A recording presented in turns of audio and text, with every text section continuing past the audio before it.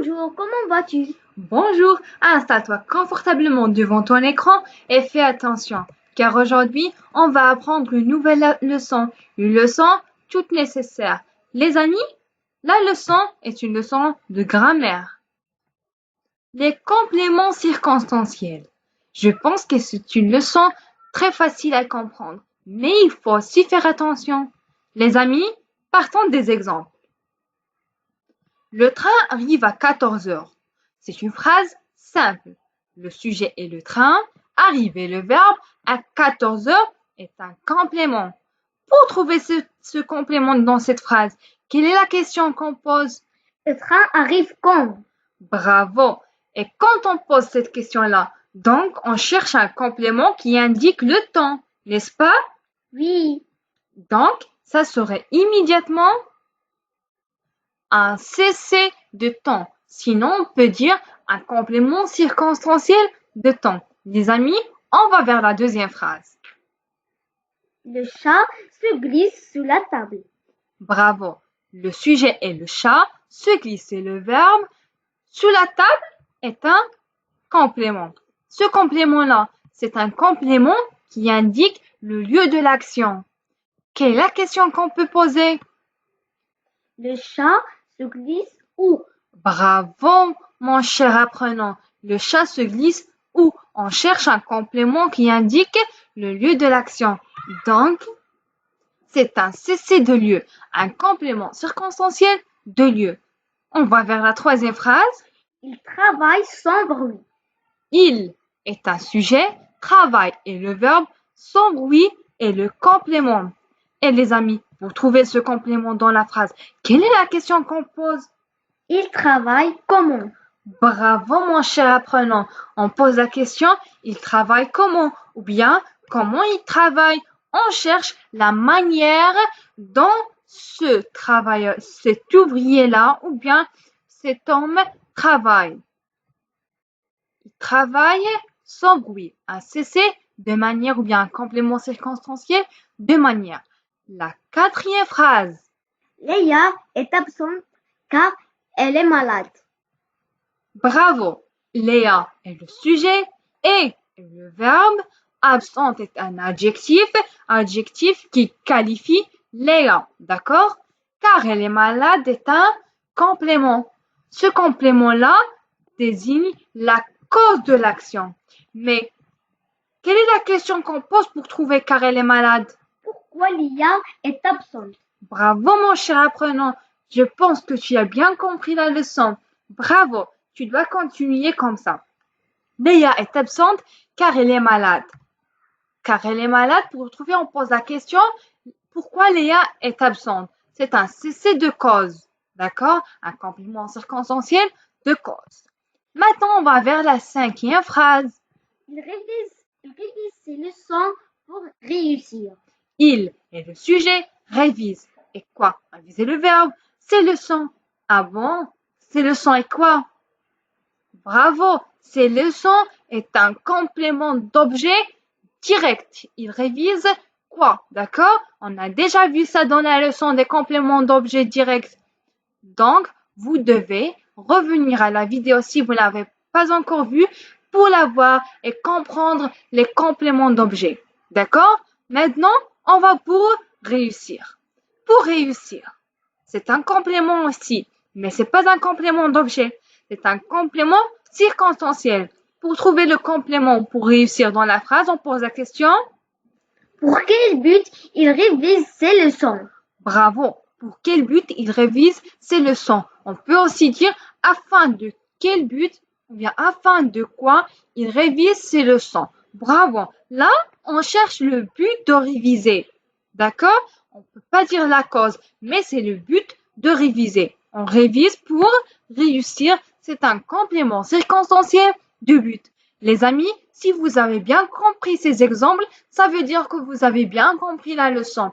Et pour résumer et mieux comprendre, on va vers cette règle. Et on va commencer par la définition du complément circonstanciel.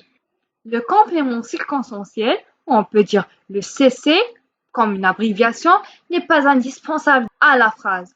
Mais Que veut dire n'est pas indispensable à la phrase? Ça veut dire qu'on peut. Le déplacer, ou bien le supprimer, ou bien Et en tout cas, la phrase reste grammaticalement correcte.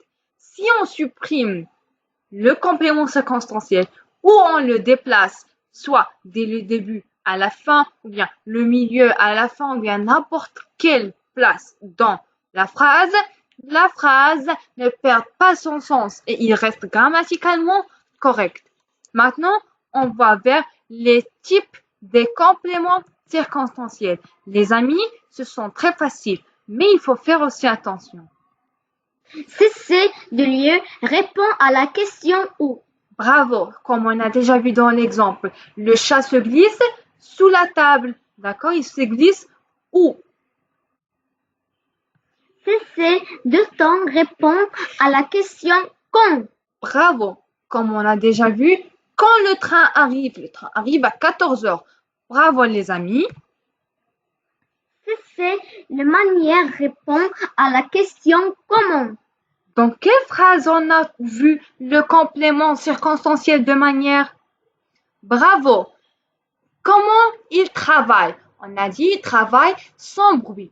Les amis, maintenant, on va vers les deux types qui nous restent dans les compléments circonstanciels.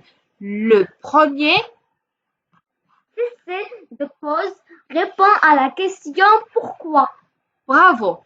Pourquoi? On a déjà vu. Allez, qui peut me rappeler par la phrase qu'on a déjà vue dans ce complément circonstanciel? Léa est absente. On a dit, pourquoi Léa est absente? Léa est absente car elle est malade. D'accord? On a posé la question, pourquoi? Cesser du but répond à la question à quelle fin ou pour quel but. Bravo. On peut poser la question à quelle fin et aussi on peut poser la question pour quel but. Les amis, je pense que vous avez bien compris la leçon. Maintenant, pour appliquer vos connaissances, on va vers un exercice d'application. La consigne dit complétez les phrases avec le cessez demandé ou bien bientôt le complément circonstanciel demandé. La première phrase, l'appétit vient, un cessez de manière, maître corbeau, cessez de lieu, percher, tenez, un cessez de lieu, un fromage, il faut travailler, cessez de temps, après un cessez de but. Les amis, quelques instants et je reviens pour corriger. Allez!